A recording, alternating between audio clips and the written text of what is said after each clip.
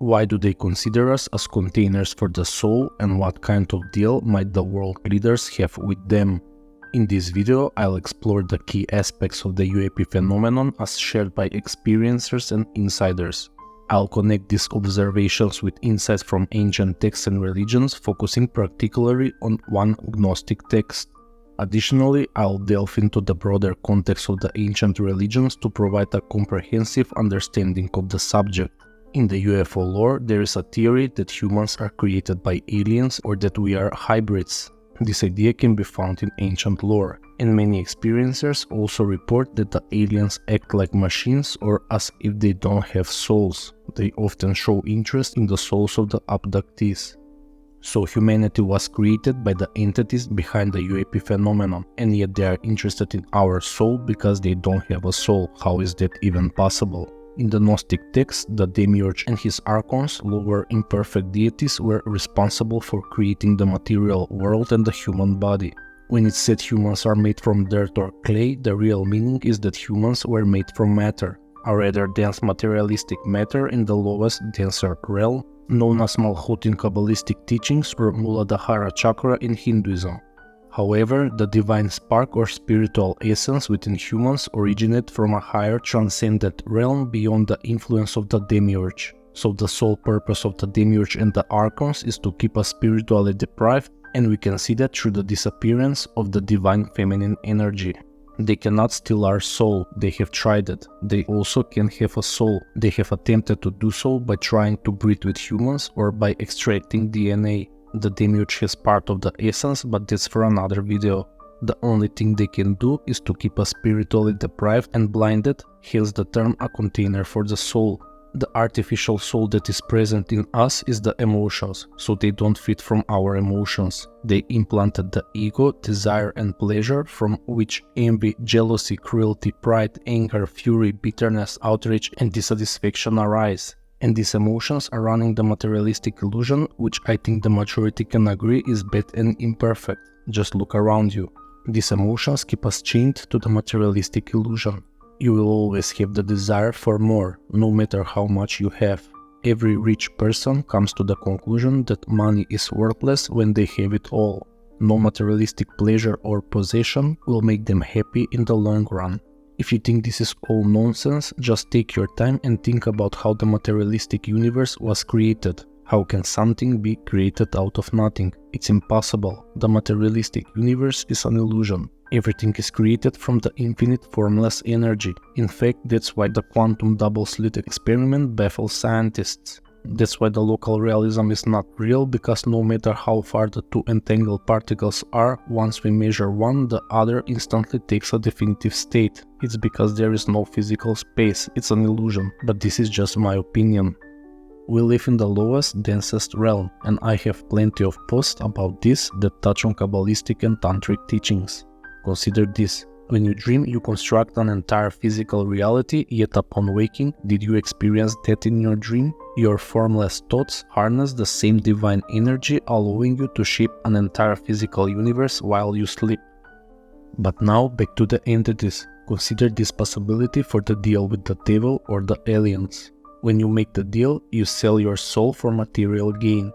You don't really give your soul, you just pledge that you will remain in the domain of the Demiurge, and because of that you will have everything materialistic that you desire. You will forever be spiritually deprived and live in this wicked creation.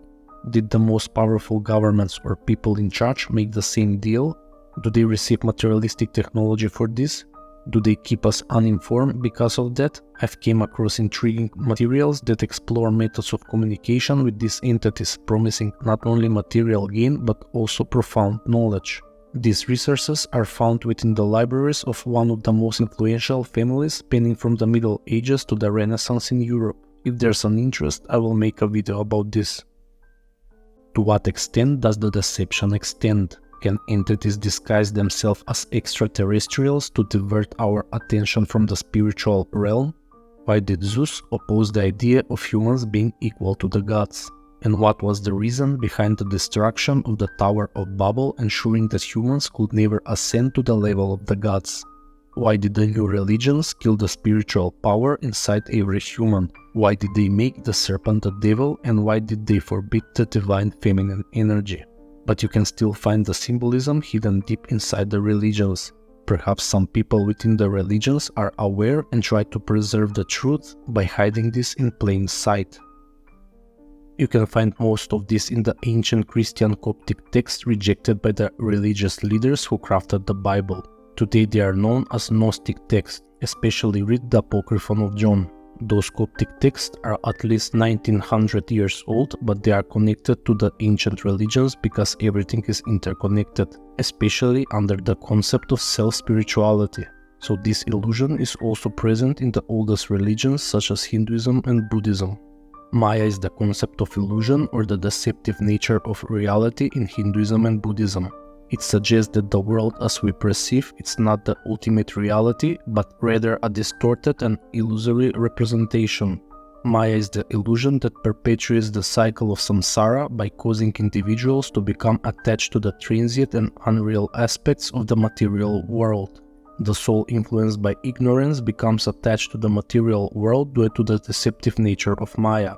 Maya makes individuals perceive the world as real and attaches them to the transient aspects of existence such as wealth, relationships, and worldly achievements. So we can see here that desire, ego, and emotions, which in my opinion constitute the artificial spirit, blind the individual, preventing them from focusing on important matters and perpetuating a life of ignorant bliss. These emotions are fed by the Demiurge and the Archons in the Gnostic teachings in order to keep us spiritually deprived and unable to find the inner light. Additionally, some high officials and generals have explicitly said, ignore them, they are demons, and this has been confirmed by Luis Elizondo. The UFO Twitter community took that as, look at these religious fools, everything is demons to them. However, in my opinion, the point that Lu was trying to make is that even if they are demons, we need to investigate and find out the truth. It will be crazy to ignore them. However, I don't think they are demons as described in the new religions, but it's a spiritual battle and it's better described in the ancient religions. NASA scientists were interested in Kundalini. That's what Chris Bledsoe was told, according to his son Ryan Bledsoe. Apparently, there is also a secret program in NASA related to interdimensional entities and consciousness. And I'm not surprised, that is the inner spiritual energy represented by the divine feminine energy as I explained in my older videos. This is well explained in all ancient religions, mystic teachings, and it's hidden in the new religions. Danny Sheehan, the champion lawyer for UAP disclosure, was forced to delete an entire segment from his website that touches on the cyclical trap of the soul just because UFO Twitter didn't want to accept that side of the phenomenon. Also, people were mad about Tucker Carlson saying that the UAP phenomenon is connected to the spiritual aspect. He explicitly stated that the information had been conveyed to him by sources associated with this matter. People have already made up their minds based on a set narrative and can't even comprehend other scenarios. Imagine this for a moment. If the spiritual narrative is true, that means even the most hardcore UAP fanatics are not ready for disclosure. And that's because there is a grim touch to this reality. Our perception of existence is not what we thought it was. It's crazier than fiction. But don't take this from me. Watch this video in which I have segments of Lou Elizondo describing the spirit, Tom DeLonge saying it's interdimensional, Gary Nolan talking about ascension, Ishtak Bentov describing the evolution of the soul, and 3 gurus explaining the raising of the spirit and achieving enlightenment.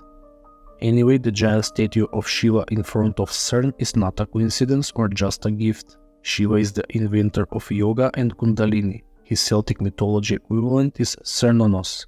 Yes, Cernonos. The quantum world is the gate to the higher dimensions, the formless thought that creates all manifestations and dimensions up to the lowest, densest part of our physical illusion.